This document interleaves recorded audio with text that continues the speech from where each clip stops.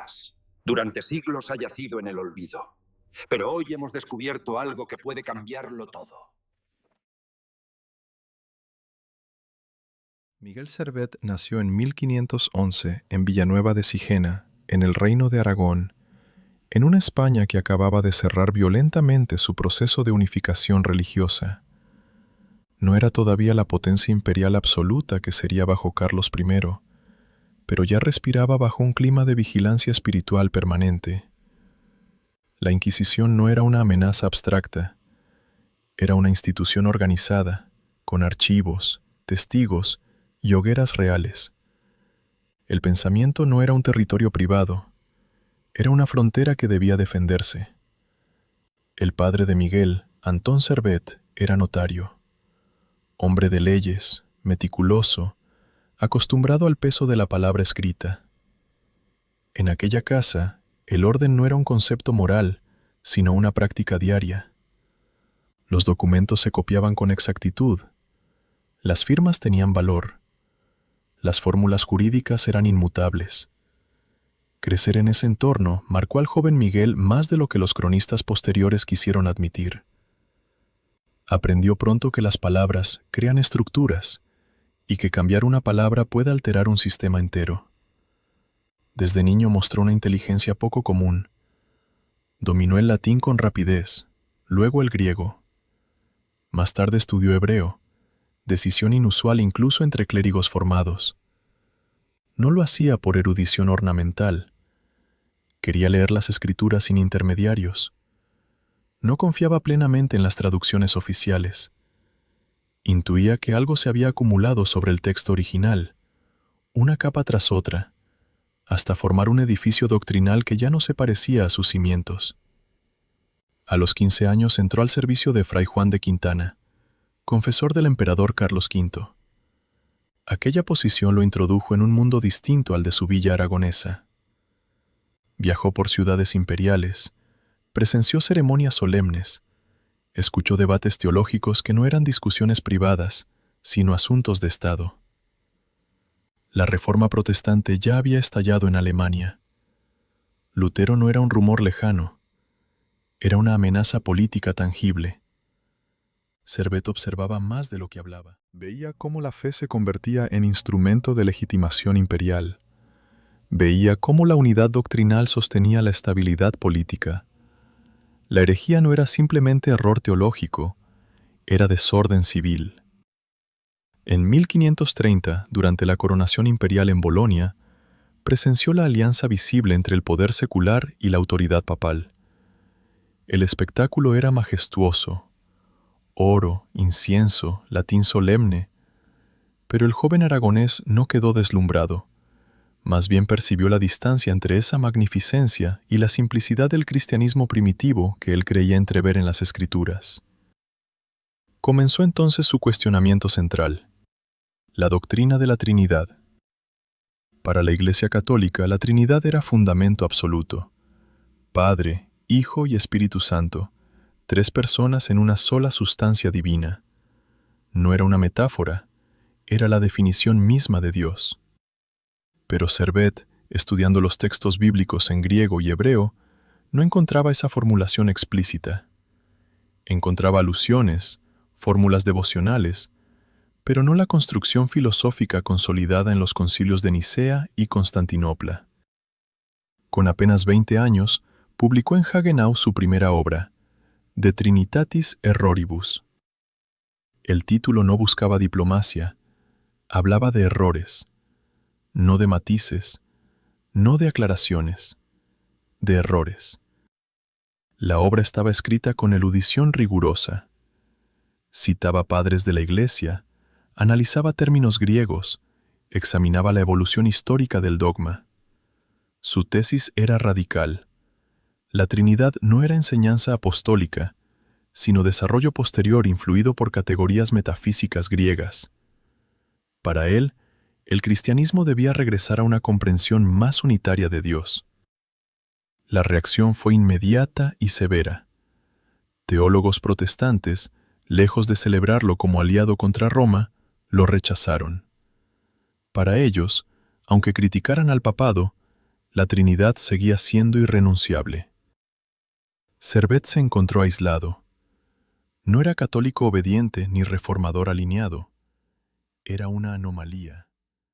En 1532 publicó Dialogorum de Trinitate, donde intentó suavizar ciertas expresiones, pero no abandonó su núcleo doctrinal.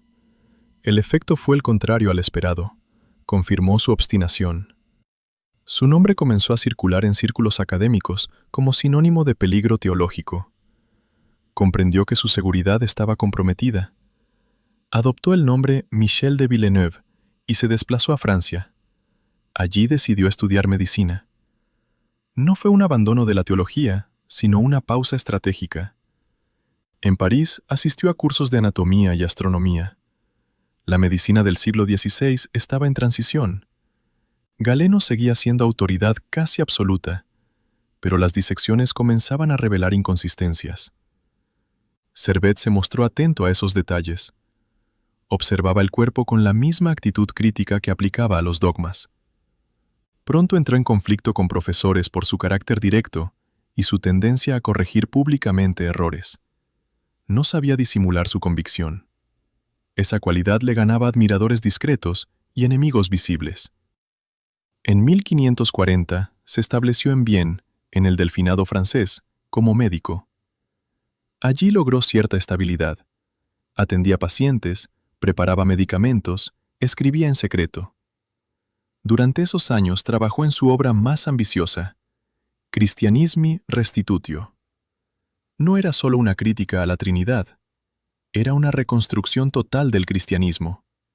Rechazaba el bautismo infantil, criticaba la predestinación estricta, proponía una regeneración espiritual basada en una interpretación directa de las Escrituras.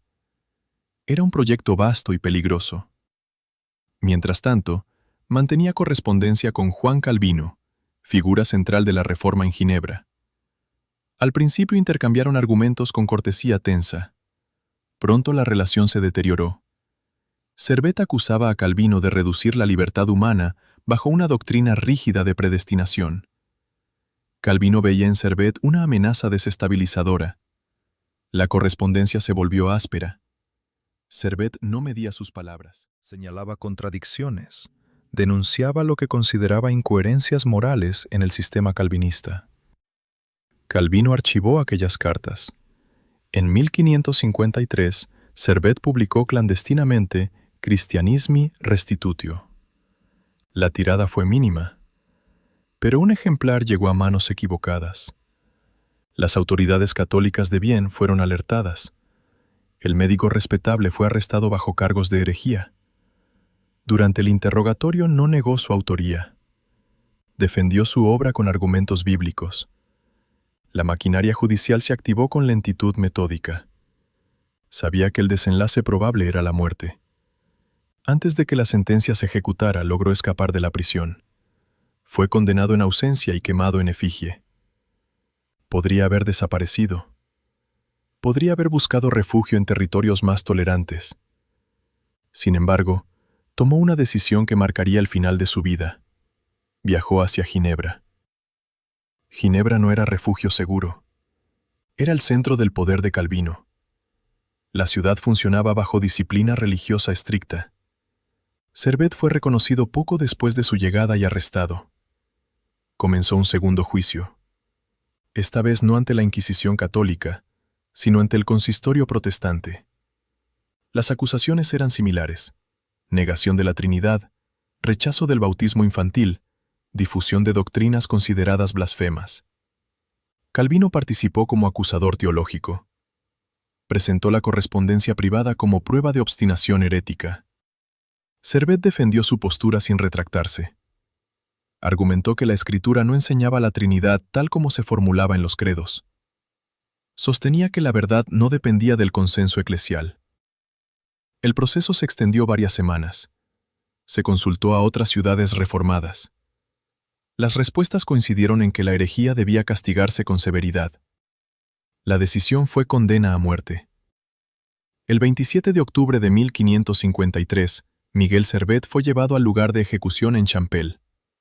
Fue atado a un poste. Su propio libro fue colocado junto a él. La leña estaba húmeda. La combustión fue lenta. Murió sin retractarse. Su muerte no puso fin al debate. Algunos reformadores posteriores criticaron la severidad del castigo. Otros la defendieron como necesaria para preservar la pureza doctrinal. En cualquier caso, Servet se convirtió en símbolo ambiguo, mártir para unos, hereje obstinado para otros. Había nacido en una villa aragonesa bajo el orden rígido de la España católica. Murió en una ciudad reformada que también defendía su ortodoxia con fuego. Su vida fue una línea recta de coherencia radical. No fundó una iglesia, no dejó un movimiento organizado. Dejó libros prohibidos, cartas polémicas y una ejecución pública que expuso la intolerancia compartida por confesiones rivales. Así terminó la primera etapa de su historia pública. Pero su influencia, silenciosa y subterránea, apenas comenzaba a desplegarse en Europa. Tras su arresto en Ginebra en agosto de 1553, Miguel Servet comprendió con claridad que su situación era más grave que en bien. En territorio francés había enfrentado a la Inquisición católica, institución temida pero jurídicamente previsible. En Ginebra, en cambio, el poder estaba concentrado en una estructura religiosa que no se limitaba a vigilar la ortodoxia. Regulaba la vida cotidiana, la moral privada y la disciplina pública. El consistorio no era solo un tribunal teológico, era el eje político de la ciudad. Servet fue interrogado poco después de su captura. Las acusaciones estaban formuladas con precisión: negación de la Trinidad, rechazo del bautismo infantil, difusión de doctrinas consideradas blasfemas y perturbadoras del orden cristiano. No se trataba únicamente de su libro recién impreso. Se presentaron fragmentos de sus obras anteriores, citas aisladas, correspondencia privada con Juan Calvino. El proceso adquirió rápidamente un tono personal. Calvino no era un juez formal, pero su influencia resultaba determinante. Desde hacía años conocía las posiciones de Servet. Conservaba cartas donde el aragonés criticaba con dureza la doctrina de la predestinación y acusaba al reformador de convertir a Dios en un soberano arbitrario. Aquellas cartas, redactadas en el ámbito privado de una disputa intelectual, fueron ahora leídas como prueba de obstinación y rebeldía. Servet se defendió sin adoptar una actitud suplicante. Reiteró que su interpretación no pretendía destruir el cristianismo, sino purificarlo.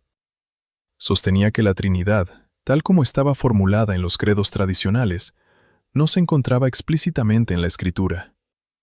Insistía en que el bautismo debía administrarse a creyentes conscientes, no a niños incapaces de fe personal. Argumentaba que la predestinación absoluta convertía la justicia divina en una ficción. Su tono no fue conciliador, no pidió indulgencia, no ofreció retractación parcial. Esa firmeza fue interpretada como desafío. Durante semanas el proceso avanzó con lentitud. Se enviaron consultas a otras ciudades reformadas: Zúrich, Basilea, Berna.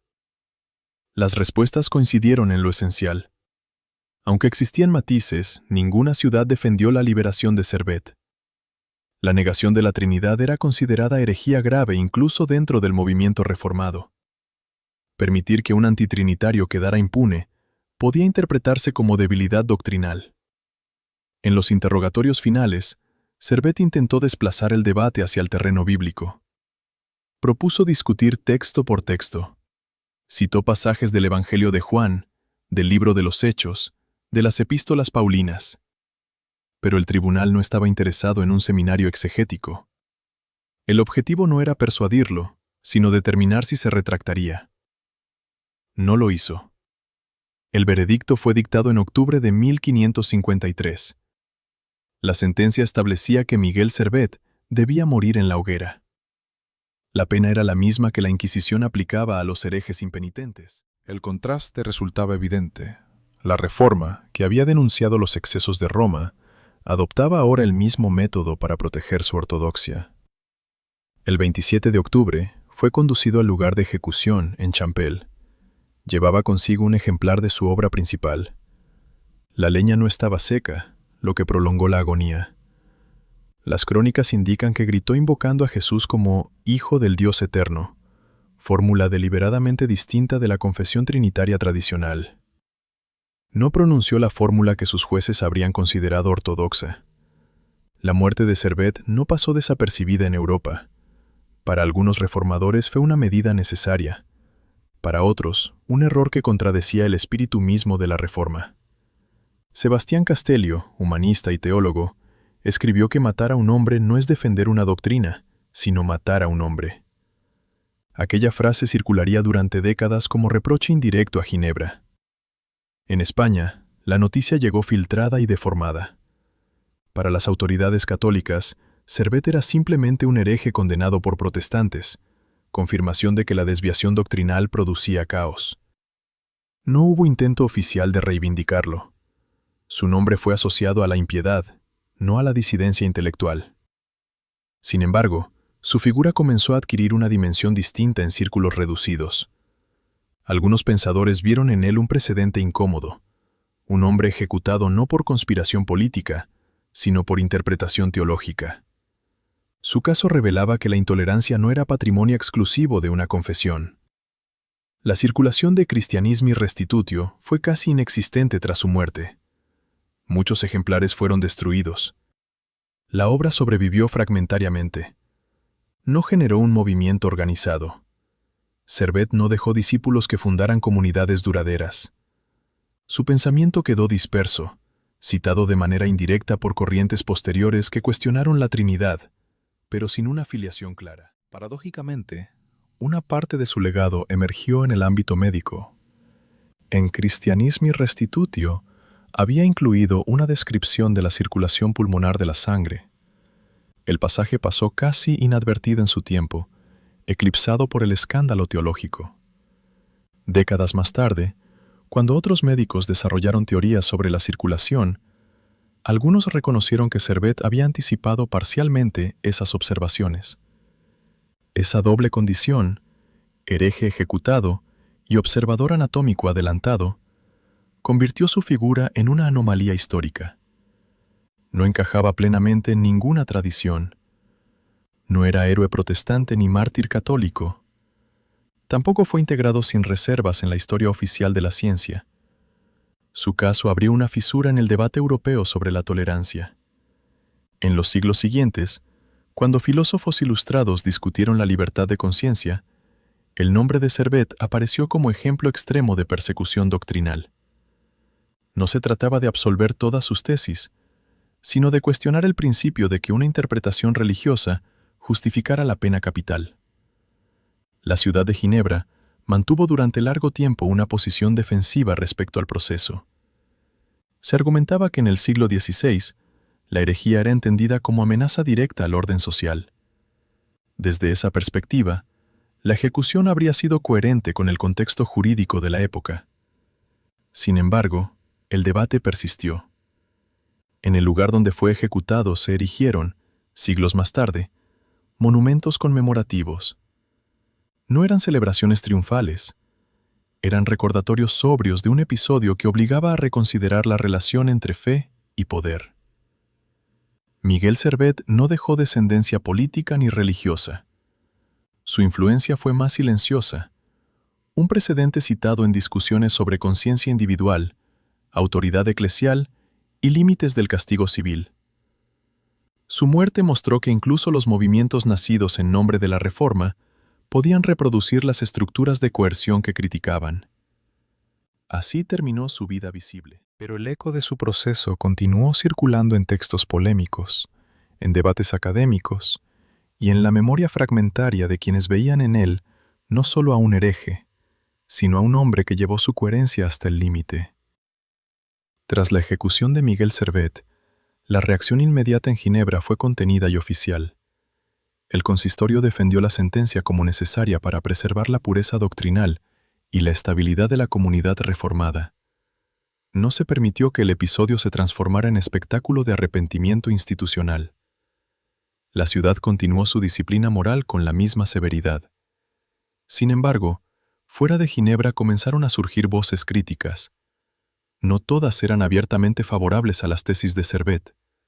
Muchas consideraban sus posiciones erróneas, pero cuestionaban el recurso a la hoguera como instrumento de corrección doctrinal. Sebastián Castellio fue uno de los primeros en formular esa crítica con claridad. Antiguo colaborador del entorno reformado, sostuvo que la fe no podía imponerse mediante violencia. Su intervención no rehabilitaba las ideas antitrinitarias, pero sí denunciaba la ejecución como incompatible con el Evangelio. En un siglo marcado por guerras de religión, aquella postura resultaba arriesgada. El debate sobre la tolerancia religiosa no se resolvió en ese momento. Europa seguiría sumida en conflictos confesionales durante décadas. Sin embargo, el caso Servet quedó como referencia.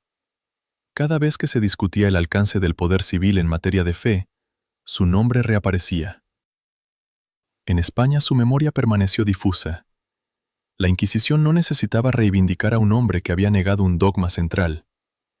Su condición de aragonés no bastó para integrarlo en una narrativa nacional. Durante siglos, fue apenas una nota marginal en tratados heresiológicos. En el ámbito científico, su aportación sobre la circulación pulmonar fue redescubierta de manera indirecta. Cuando William Harvey publicó en el siglo XVII su tratado sobre la circulación sanguínea, algunos eruditos señalaron que Servet había descrito antes el tránsito de la sangre por los pulmones. No obstante, esa reivindicación fue parcial y tardía. La figura del hereje seguía pesando sobre la del médico. La ausencia de un movimiento organizado que perpetuara sus ideas contribuyó a su aislamiento histórico. Otros reformadores, incluso perseguidos, dejaron comunidades, iglesias, linajes teológicos. Servet no. Su pensamiento era demasiado radical para integrarse fácilmente en estructuras existentes. Tampoco construyó una red sólida de seguidores antes de su caída. Su vida había sido una secuencia continua de estudio, polémica y confrontación. Desde su juventud en Aragón hasta su muerte en Champel, no hubo ruptura en su actitud intelectual. Nunca aceptó una doctrina por simple tradición. Siempre exigió fundamento textual y coherencia lógica. Esa exigencia lo condujo al aislamiento. En el siglo XVIII, con el auge de la Ilustración, algunos autores lo presentaron como precursor de la libertad de conciencia. La figura del hombre quemado por sostener su interpretación de la Escritura servía como argumento contra la intolerancia institucional. Sin embargo, esta reinterpretación tendía a simplificar su complejidad teológica. Servet no fue un defensor abstracto de la libertad moderna. Fue un creyente convencido de poseer una comprensión más auténtica del cristianismo. Esa distinción es esencial para comprender su legado. No murió por relativismo doctrinal, sino por afirmación firme de una verdad que consideraba revelada. Su conflicto no fue entre fe y escepticismo, sino entre interpretaciones incompatibles de la misma fe. En el siglo XIX, comenzaron a erigirse monumentos en su memoria, especialmente en contextos donde la libertad religiosa era ya principio jurídico reconocido. Estos homenajes no implicaban adhesión a sus tesis teológicas, sino reconocimiento de que su ejecución representaba un exceso. En Aragón, su lugar de nacimiento fue gradualmente señalado como origen de un personaje histórico singular, no como héroe nacional en sentido clásico, sino como figura que encarnaba el conflicto entre conciencia individual y autoridad eclesial. El caso Servet también influyó en la historiografía de la Reforma.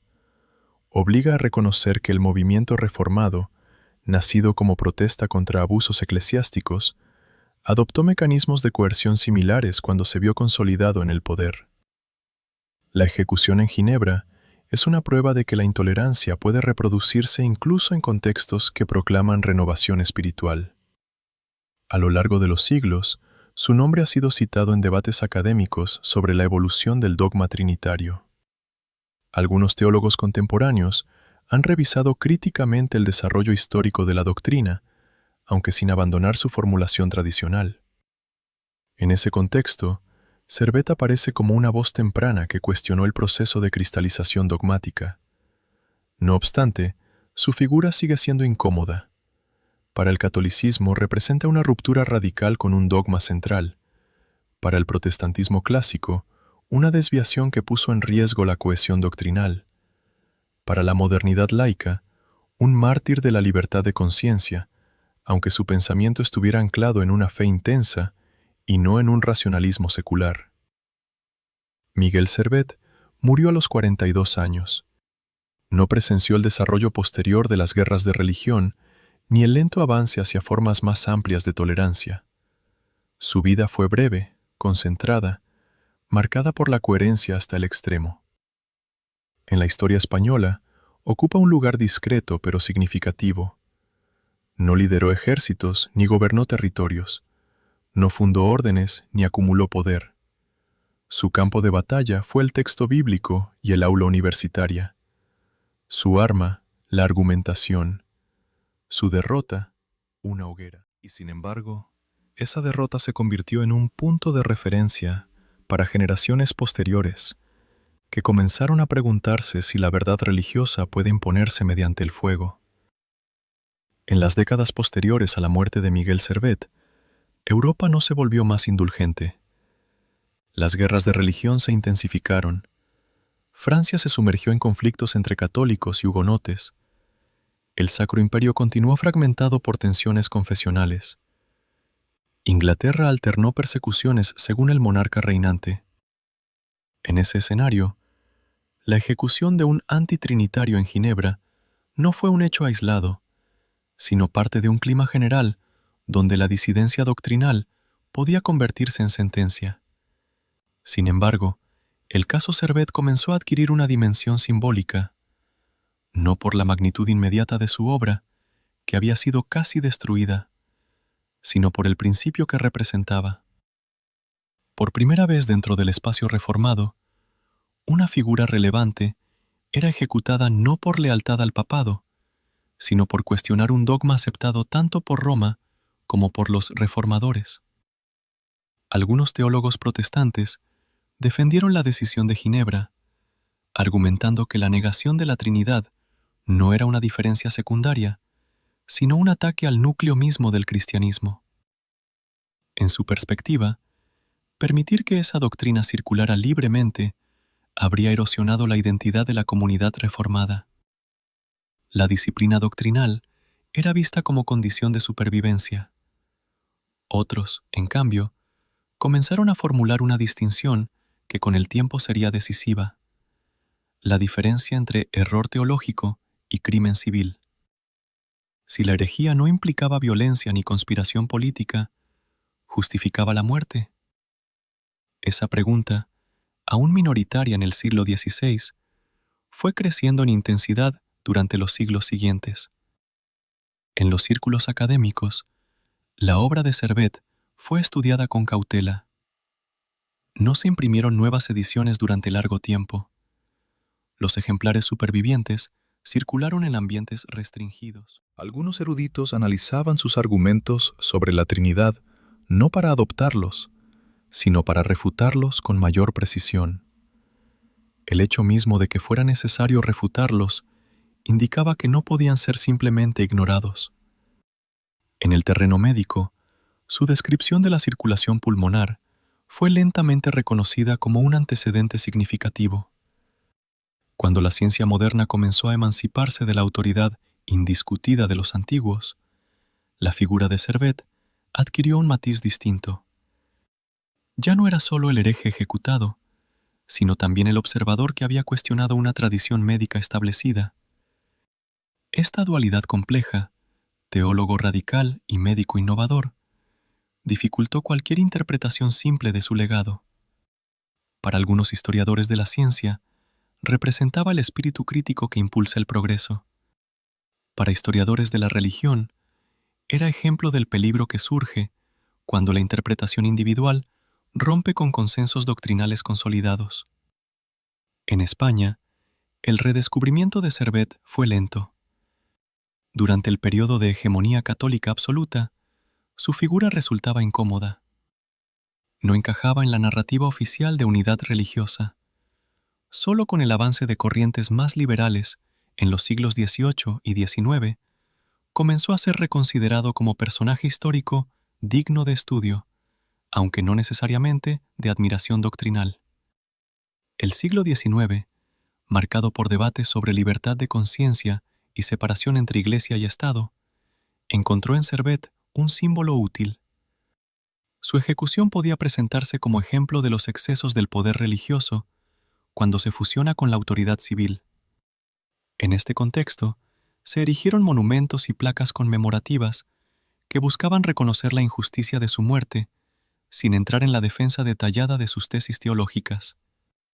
En Ginebra, la memoria del episodio evolucionó gradualmente. Lo que en el siglo XVI había sido una afirmación de disciplina doctrinal, en el siglo XIX comenzó a verse como episodio problemático. La ciudad, transformada en centro intelectual europeo, ya no podía ignorar que la quema de un disidente formaba parte de su historia. La figura de Servet también influyó en corrientes religiosas minoritarias que rechazaban la doctrina trinitaria. Aunque no existió una continuidad directa entre su pensamiento y movimientos posteriores, su nombre fue invocado como precedente histórico de oposición al dogma tradicional. A lo largo de los siglos, la valoración de Miguel Servet osciló entre condena, reivindicación parcial y estudio crítico. Nunca fue plenamente integrado en el canon religioso dominante. Tampoco fue absorbido por completo por la narrativa laica del progreso científico. Permaneció en una zona intermedia, incómoda, donde fe intensa y razón crítica coexistían sin conciliación.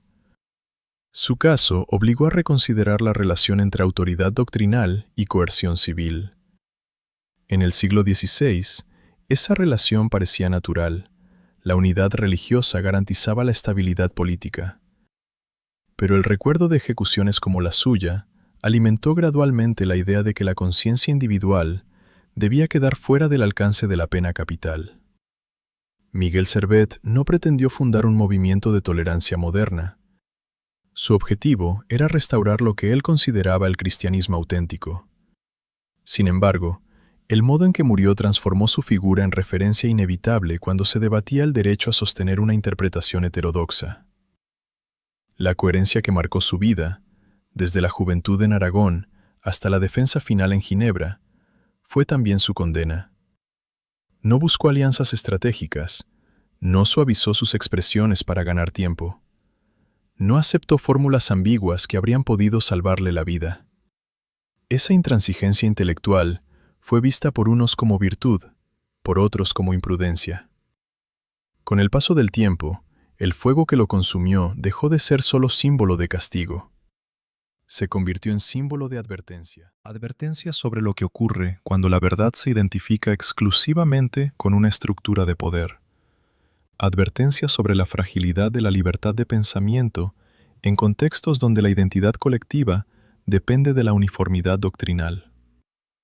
Así, su figura atravesó los siglos no como fundador de escuela, sino como punto de referencia en la historia de la conciencia europea.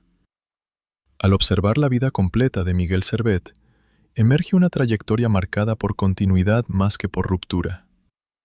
Desde sus primeros estudios en Aragón hasta su ejecución en Ginebra, su método fue constante: examinar, comparar, cuestionar y sostener conclusiones aun cuando implicaran aislamiento. No fue un agitador popular ni un conspirador político. No organizó revueltas ni movilizó masas. Su campo de acción fue el libro, la correspondencia, el aula.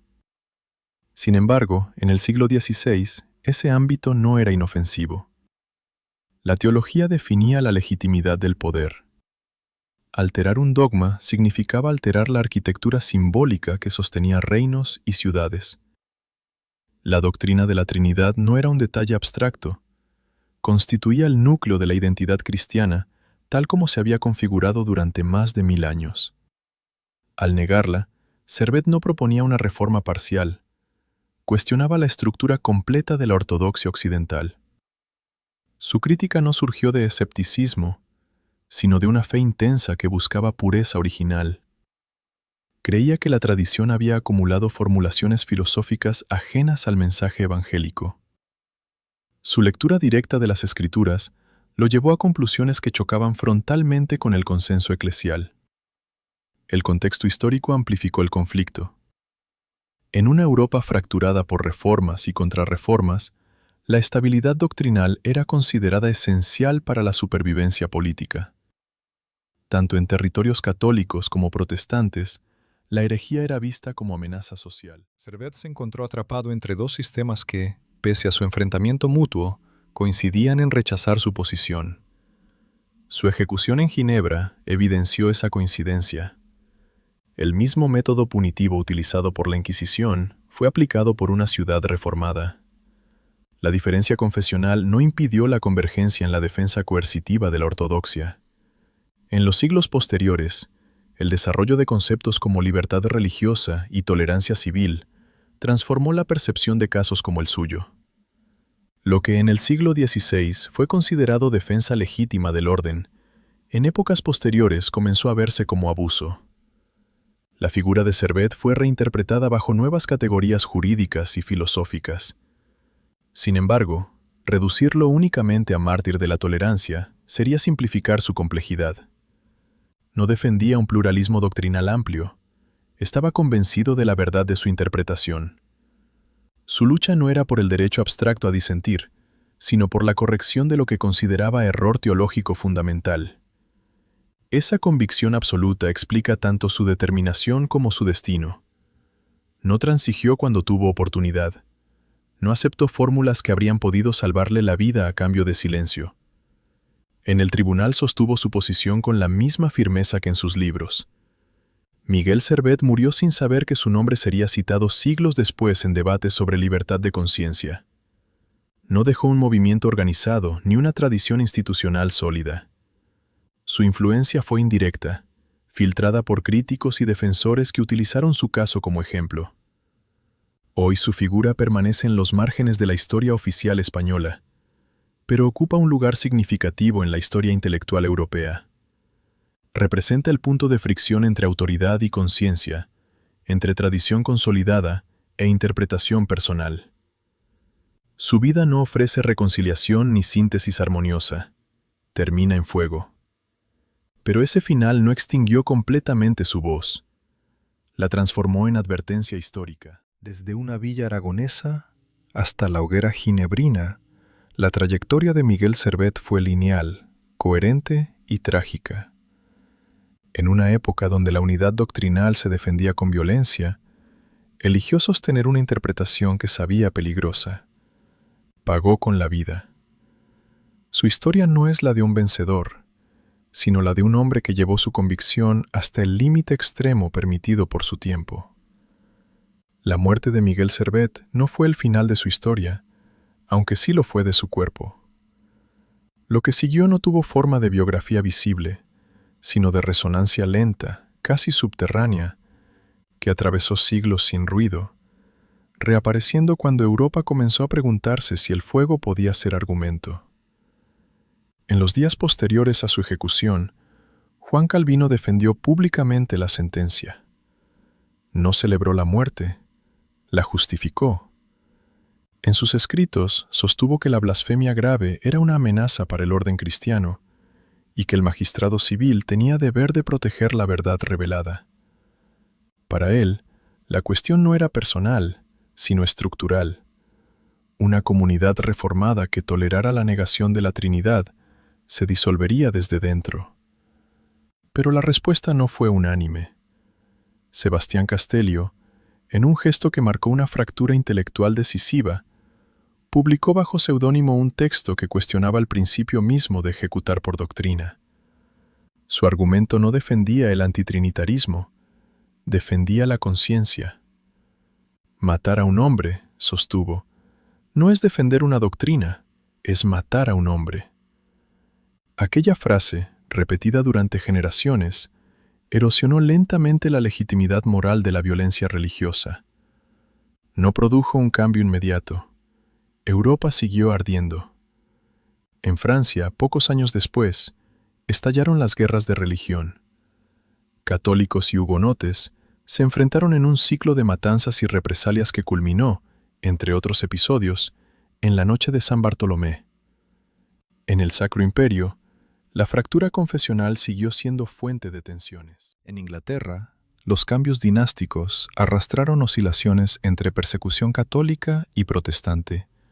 La muerte de Servet era apenas un punto en un mapa incendiado. Sin embargo, ese punto tenía una peculiaridad. Mostraba que la intolerancia no era monopolio de Roma. Ginebra, símbolo de reforma y pureza bíblica, había utilizado el mismo instrumento que criticaba.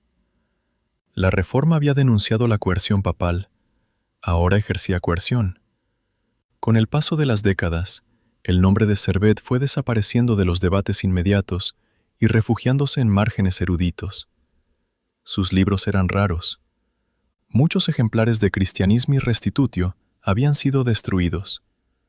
Los sobrevivientes circularon en bibliotecas privadas, a veces sin portada, a veces con anotaciones críticas que advertían sobre su peligro doctrinal. Paradójicamente, su obra teológica sobrevivió menos por adhesión que por refutación. Teólogos que deseaban reforzar la doctrina trinitaria examinaban sus argumentos para neutralizarlos. El hecho mismo de analizarlos impedía que cayeran en olvido absoluto. Mientras tanto, un aspecto casi inadvertido de su libro comenzó a adquirir vida propia: su descripción de la circulación pulmonar. En un capítulo dedicado al espíritu vital, había afirmado que la sangre pasaba del ventrículo derecho al izquierdo, no a través de poros invisibles en el tabique cardíaco, como sostenía la tradición galénica, sino por los pulmones, donde se mezclaba con el aire. Durante décadas, esa observación quedó eclipsada por el escándalo teológico.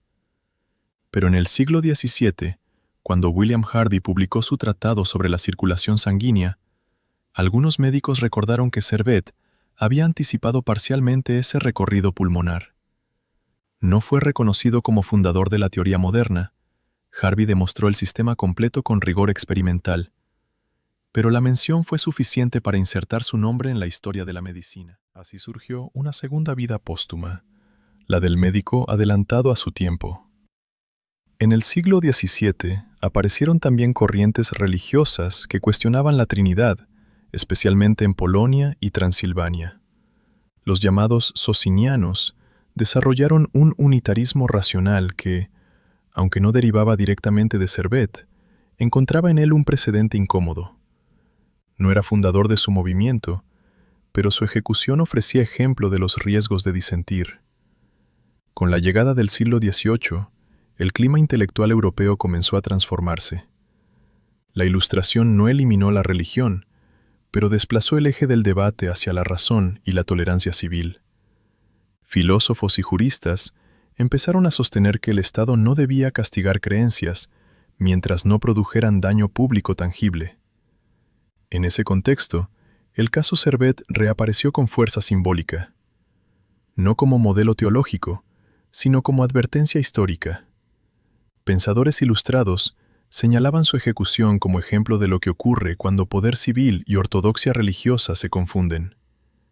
La historia se convirtió en argumento político.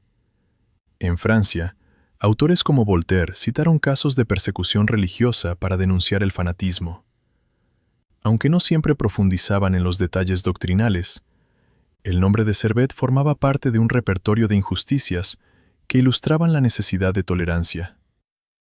Mientras tanto, en Ginebra, la memoria del episodio evolucionaba lentamente. La ciudad había cambiado.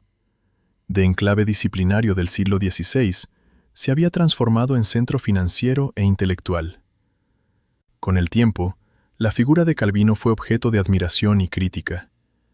Y junto a esa revisión, la ejecución de Servet dejó de ser un acto incuestionable para convertirse en capítulo problemático. En el siglo XIX, cuando los estados europeos comenzaron a reconocer formalmente la libertad religiosa, se erigieron monumentos en memoria de Servet. No eran altares doctrinales, eran recordatorios históricos. En el lugar de su ejecución, Champel, se levantó un monumento que reconocía que aquel acto había sido un error desde la perspectiva moderna. El gesto no implicaba adhesión a su antitrinitarismo. Significaba reconocimiento de que la conciencia individual no debía ser castigada con la muerte. En España, la recuperación fue más lenta. Durante siglos, la narrativa nacional había exaltado la unidad católica como fundamento de identidad. Servet, aragonés que negó un dogma central y murió fuera de la patria, no encajaba fácilmente en esa construcción. Fue necesario que corrientes liberales del siglo XIX revisaran la historia desde nuevas categorías para que su figura adquiriera relieve. Se publicaron estudios biográficos, se investigaron archivos, se analizaron sus escritos con distancia crítica. Servet dejó de ser solo hereje para convertirse en personaje histórico complejo, teólogo radical, médico innovador, víctima de su tiempo. Sin embargo, la reinterpretación moderna tendía a simplificarlo en sentido opuesto. A veces se lo presentaba como precursor del racionalismo secular, como si su lucha hubiera sido contra la fe misma. Esa imagen tampoco era exacta. Servet no fue un escéptico ilustrado adelantado. Fue un creyente convencido de que la tradición había deformado el mensaje apostólico. Su conflicto no era entre fe y razón, sino entre fe y autoridad. Esa distinción explica por qué su figura sigue siendo difícil de clasificar. No fue liberal en sentido moderno. No defendía el derecho ilimitado a creer cualquier cosa. Estaba seguro de la verdad de su interpretación. Lo que rechazaba era la identificación automática entre tradición e infalibilidad. En el siglo XX, con el desarrollo del ecumenismo y el diálogo interconfesional, su nombre volvió a mencionarse en debates teológicos.